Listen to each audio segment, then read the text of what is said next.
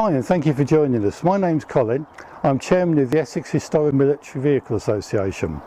We're a registered charity and we're dedicated to the preservation and restoration of historic military vehicles and artefacts. And of course we wish to preserve the memory of those that use them. This is one of a series of vehicles and equipment walkarounds that we're planning. Hope you find them interesting, informative, and of course click subscribe.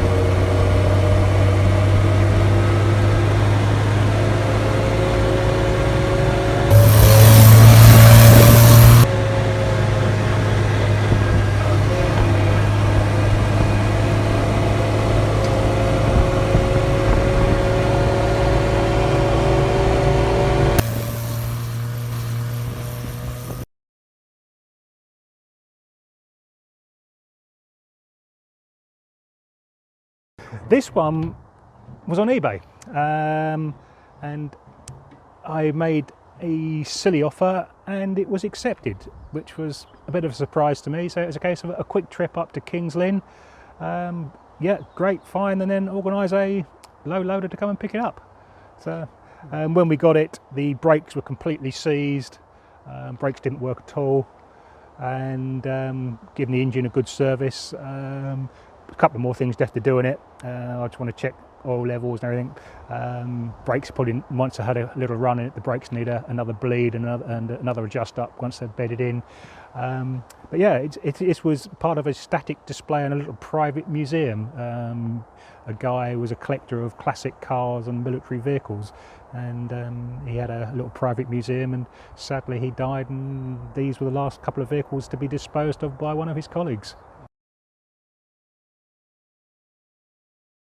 Around the vehicle, obviously you've got this 3-barrel smoke discharger at the front, various storage bins around the side. You know, you would put some of the personal kit and other paraphernalia that went with your vehicle. I obviously don't know exactly what went in them.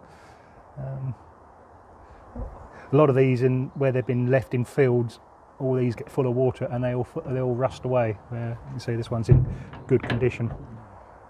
So very sought after vehicle, great fun. I think they look fantastic. And this one's in the bronze green. Yeah, obviously they would have been normally painted dull and camouflage colours. Occasionally they were painted bright bronze green for when they were in parades. It was yeah, okay, so there you go, soldier. Here's a can of paint and a paintbrush, give it a coat. The jerry can on the back was basically used for water rather than fuel. I think because you've been that close to the engine, I don't think carrying fuel there would have been a great idea. The Golf ones had baskets on the back. Yes, you could. They've got a big metal cage that went across the top of the engine, and you could put more kit in them. Yeah, and this one's never had that basket. No. This is an early Mark 1/2.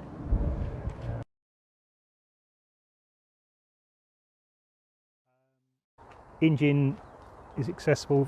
Covers at the back again, armoured covers. The engine is a Rolls-Royce B-Series B60 engine, this one, so it's a 4.5 litre 6-cylinder petrol engine developed at 120 horsepower. Nice engine, very reliable, and yeah, pretty bomb-proof. Permanent 4-wheel drive in this, independent coil-sprung suspension all round, nice ride.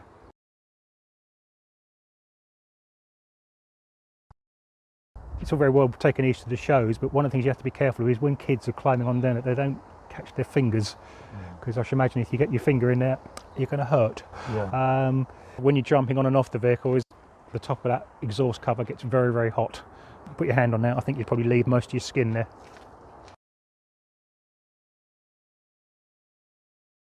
And they were brought into service, weren't they, in the 50s to replace the World War II? Yeah, the Daimler Dingo. Which was a very successful vehicle. Yeah. And so these served up until the mid-90s and were exported to 40, 50 countries. So yeah, a very successful vehicle. They had a long service because there was nothing around that could replace them. No, it seems like the English are very keen on small armoured vehicles rather than tracked vehicles. Presumably it's because they were easier to drive. So you got 2 gun positions on it. Did it carry 2 guns? No, it would have only ever carried 1 gun.